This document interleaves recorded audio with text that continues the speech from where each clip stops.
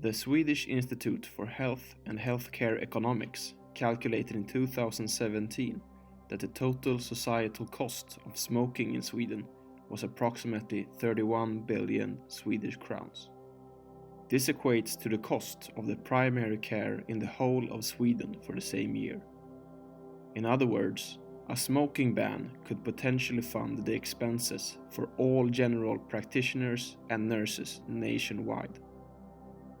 It's not surprising that both the previous and the current government aim to reduce smoking in Sweden by increasing cigarette taxes. The rationale behind how a tax can reduce smoking is purely economical. Economists assume that all smokers are rational and that each purchase of a cigarette pack is preceded by the following reasoning.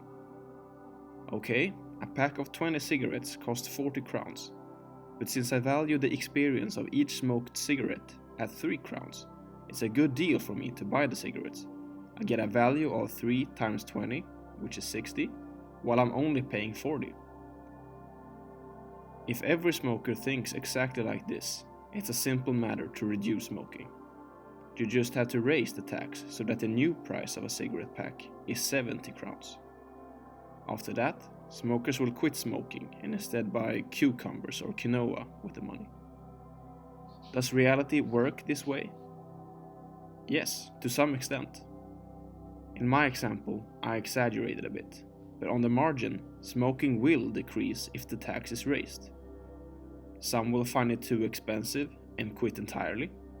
Others will cut down on smoking to save money, while a third won't care about the price increase.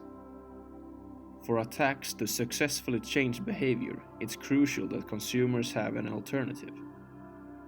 For instance, trying to get farmers to electrify their large vehicles by raising the diesel tax is pointless, because there are no alternatives to diesel engines that can power those vehicles. It might also be pointless to try to change the behavior of some smokers because smoking is addictive. For true tobacco enthusiasts, there is no alternative to smoking that satisfies their addiction. There is another dimension to cigarette taxes, a dimension that might be less talked about. Cigarette taxes is a way for smokers to finance the costs that they will later impose on society in the future. Consider the following example. You find out that smoking costs the Swedish society 31 billion crowns, but the tax revenue from the tobacco tax amounts to 45 billion crowns. How would you feel about that? Isn't it unfair that smokers pay for the damage their consumption causes to society, and then an additional 14 billion? The right thing would be to try to find a balance where tax revenues are as large as societal costs. Sure, smoking is still hazardous to health, but non-smokers shouldn't feel that their tax money goes to health problems that smokers have willingly caused themselves. Moreover, smokers can sleep soundly knowing that they can smoke as they please without being a burden to society. Any potential costs their consumption will cause have already been paid for when they bought their cigarettes in the first place. As of now, this is not the case. As mentioned, the societal cost of smoking was estimated at 31 billion crowns in 2017, while the tax revenue from tobacco tax was 11.7 billion. Therefore, it may still be a wise idea for the government to raise the cigarette tax to finance future costs. But it's worth noting that there is a limit to how large cigarette tax revenues should be to be considered fair. However, another dimension can be added that makes the subject even more complex. Should all costs caused by smoking be compensated? Or is it only costs that fall on third parties that smokers should compensate? In other words, should smoking-related damages that affect only the smoking individual still be classified as societal costs? For instance, as an example, I have been very active in sports throughout my life. This has occasionally led to injuries requiring medical attention. This way, my sporting activities have incurred a societal cost, as the country's healthcare bill increased due to my sports-related injuries. However, the fact that I need to buy more food because I burn more calories when I exercise should rarely be classified as a societal cost. The consequence of my voluntary choice to exercise is that I have to spend more money on food, which is not a cost that society needs to bear, but one that I bear myself when I buy copious amounts of oats at the grocery store. My example is relevant even in the case of smokers. When we take a closer look at the 31 billion that smoking costs, only 11 billion of them consist of healthcare costs for diseases resulting from smoking.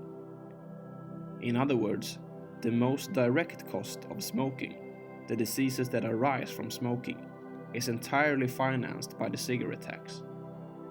In fact, the Swedish healthcare system is not at all poorer because Swedes smoke. Those costs are funded by smokers themselves. The remaining 20 billion that the Institute for Health and Healthcare Economics includes in the total cost are classified as loss in market production and home labor. This means that a smoker tends to work fewer hours, take more sick days, and cannot perform as many household chores as the average worker. Is this a cost for the individual smoker or for society as a whole? Fewer working hours and more sick days will result in lower wages for the smoker, and the impaired ability at home will lead to them hire others who can renovate the deck for them. Sure, I can agree that some of the things included under loss in market production and home labor are a cost to society, such as smoking breaks and paid sick leave. But my point is that a significant portion of what the report counts as societal costs is not necessarily a cost to society, as it mostly accrues to the smoking individual. These costs that only affect the smoker should not be a reason to further increase the tax on cigarettes. Freedom with responsibility would have been a fitting slogan here. You can do whatever you want as long as you don't harm anyone else and are willing to bear the consequences of your actions. Such an approach is not without problems, and certainly not something everyone would sign off on. Nevertheless, I thought that a discussion about cigarette tax and its various dimensions could be interesting and provoke some thoughts among the viewers.